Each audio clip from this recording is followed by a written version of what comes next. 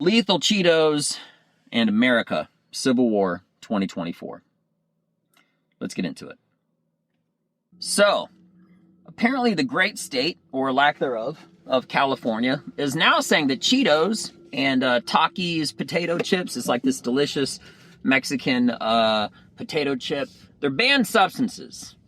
Why? Because one day they might cause harm to your body, or according to these weird, crazy liberal studies, they found that it can cause you to be hyper, or maybe it could cause you to be slow. They don't really know what direction it is, but it's a weird thing because California is always taking these very strange stances and getting over-involved in people's private lives. Like, imagine you going to like a school in California and them saying that lethal Cheetos in California and other great delicious potato chips, by the way, like those Taki potato chips, those Mexican ones, oh, forget about it, they're tremendous. But anyway, so apparently the great state, or lack thereof, of California is now saying that in their public schools, certain potato chips are going to be banned substances. Why?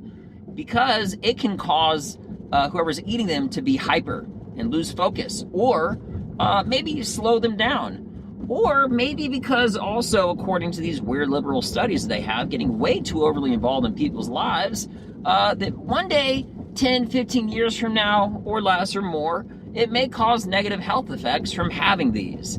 There's apparently an ingredient that they're finding in there, and they just don't like it.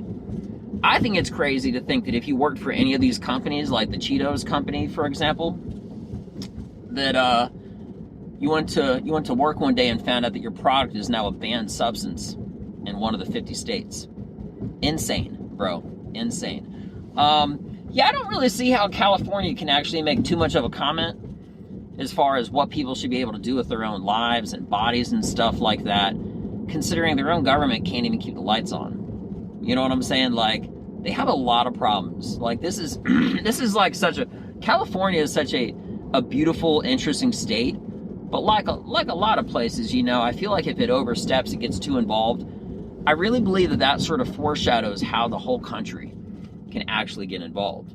All right, which brings me to my next point: the Civil War of America, 2024.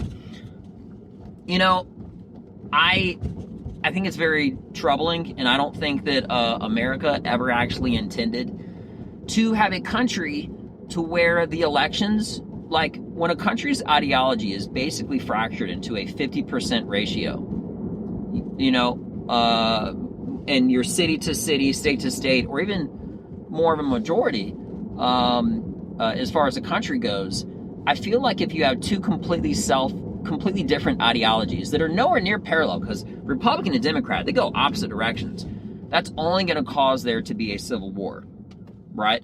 And imagine you having someone in your house, or a roommate you could actually do something about it, okay? You could always get a new roommate, but what are you going to do when you live in one country and, like, I don't believe that elections should be won at a 51.25% majority. More than half the country should be like, oh, you want this? We support guns. We don't like that. Maybe pro-weed, less prison sentences, pro-military.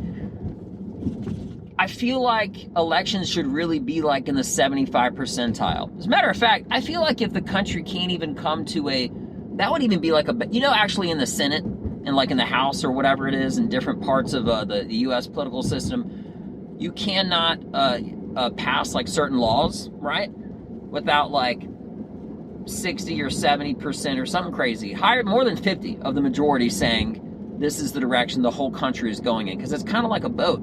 Like, imagine having a boat and you had one captain, right? But half the people that worked for you on that boat wanted to go in a different direction than you're always steering it. This happens every 4 years, but it hasn't always been like that. America used to be a country that it used to like fall into a certain populace of, we all agree we're pro-police. We all agree you're pro-military. We all agree we're pro-gun. You know, a lot of people agree about weed, and things start to slowly change and slowly change. I'm just giving you examples. I'm not trying to be fixated on the weed or guns or whatever. These are polarized topics, so I'm bringing it up, right?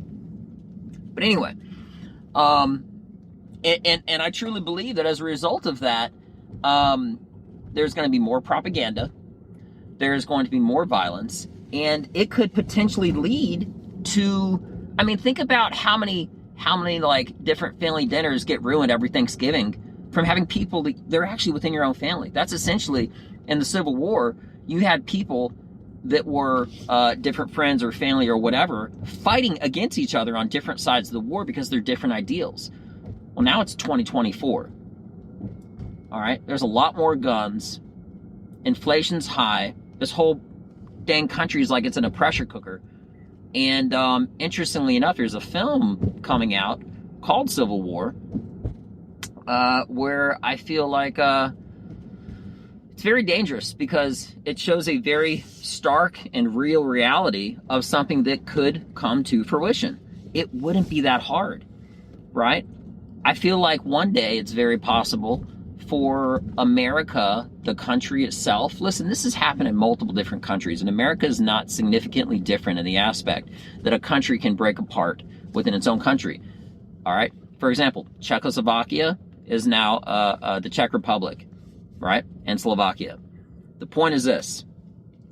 I believe that one day Texas will break apart and be its own state. I believe that California will be fractured because the majority of that state, except for like the super dense cities of LA and all these other small, like, but very dense populated states, they make up the majority of the population, right? But they don't make up the majority of the landmass. So when you have 99% of an entire state, such as California, being dictated by the 1%, it's kind of like a similar aspect to New York. Most people don't really realize, but in the great state of New York, it is a great state. But 99% of that state is nothing like that 1%. They vote differently, their ideals are different, and that's kind of like a normal thing where living in like that whole big city life kind of a thing, you know, is always a completely different lifestyle and life cycle, et cetera, et cetera. Your ideals or your morals or values, it doesn't have to be, but in America, for whatever reason it is, to where if you're in a dense city, you usually vote Democratic. And if you're in a more rural, outside of a big city area, you usually vote more Republican.